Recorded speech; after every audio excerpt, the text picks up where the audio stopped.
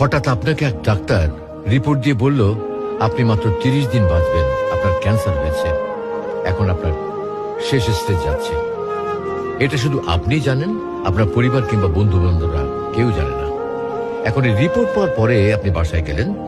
প্রতিদিনের মতো আজকেও আপনার বাবা আপনাকে বকাঝকা শুরু করলো, তোকে দিয়ে কিচ্ছু হবে না, সারাদিন কোথায় থাকিস তুই, অকাজের ছেলে, ইত্যাদি ইত্যাদি। এই মধ্যবিত্তের বাবার যেমন হয় আর কি।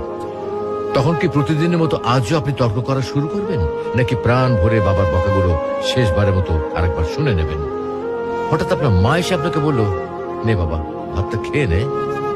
আপনার মনে হবে এই বুঝি আপনার মায়ের শেষ হাতের খাওয়া, আপনি আর বাঁচবেন না।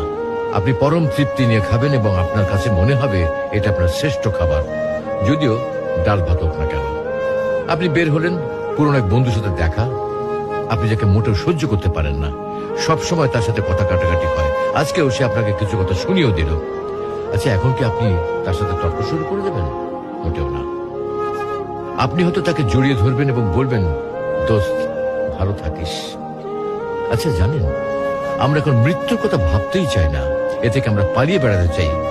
কিন্তু যদি আপনি ভাবেন যে আজই আপনার শেষ দিন, তাহলে দেখবেন সবকিছুই আপনার কাছে ভালো লাগছে। তাই ইগো ছেড়ে দিন, ইনশাল্লাহ আপনার মন ভালো হয়ে যাবে।